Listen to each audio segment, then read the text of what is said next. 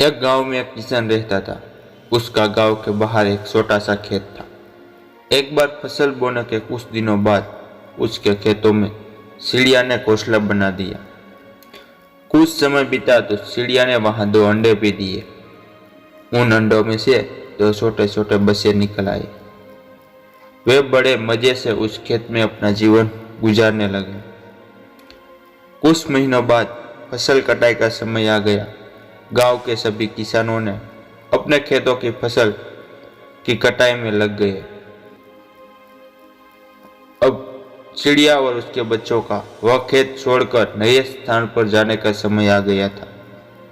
एक दिन खेत में चिड़िया के बच्चों ने किसान को यह कहते हुए सुना, कल मैं फसल कटाई के लिए अपने पड़ोसी से पूछूंगा और उसे खेत में भेजूंगा।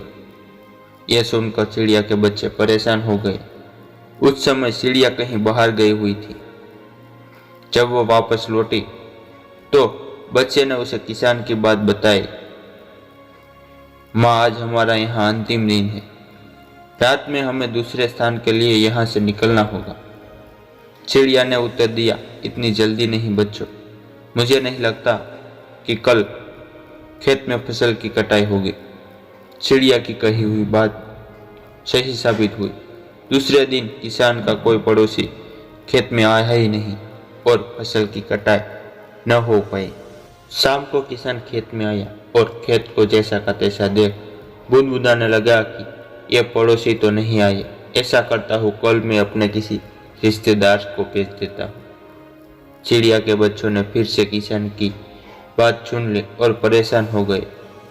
जब चिड़िया को उन्होंने बताया तो वह बोले, तुम लोग चिंता मत करो, आज रात हमें जाने की जरूरत नहीं। मुझे नहीं लगता कि किसान का कोई रिश्तेदार आएगा भी। ठीक ऐसा ही हुआ और किसान का कोई रिश्तेदार अगले दिन खेत में पहुंचा ही नहीं।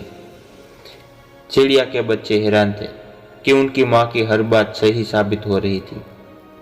अगली शाम किसान जब खेत में आया तो खेत की वही स्थिति देख गुनगुनाने लगा कि ये लोग कहने के बाद भी कटाई के लिए नहीं आते।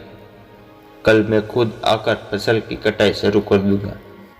चिड़िया के बच्चों ने किसान की ये बात भी सुन ली। अपनी माँ को जब उन्होंने बताया, वह बोली, बच्चों, अब समय आ गया है खेत छोड़ने का। हम आज रात ही ये खेत छोड़कर कहीं दूसरी जगह पर चले जाएंगे। दोनों बच्चे हैरान थे कि इस बार ऐसा क्या हुआ जो माँ खेत छोड़ने को तैयार हो गई।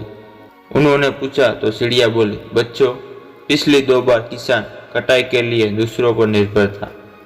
दूसरों को कहकर उसने अपने काम का पल्ला झाड़ लिया था, लेकिन इस बार ऐसा नहीं है। इस बार उसने यह जिम्मेदारी अपने कंधों पर ले ली थी, इसलिए वह अवश्य आएगा। उसी रात चिड़िया और उसके बच्चे उस खेत से उड़ गए और कहीं और चले गए। दोस्तों, दूसरों की सहायता लेने में कोई बुराई नहीं है, किंतु यदि आप समय पर काम शुरू करना चाहते हैं और चाहते हैं कि वह काम समय पर पूरा हो जाए, तो उस काम की जिम्मेदारी स्वयं लेनी होगी।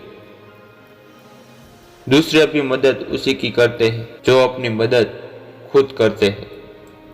अगर आपको यह कहानी अच्छी लगी हो तो अपने फीडबैक कमेंट सेक्शन में देना मत भूलें।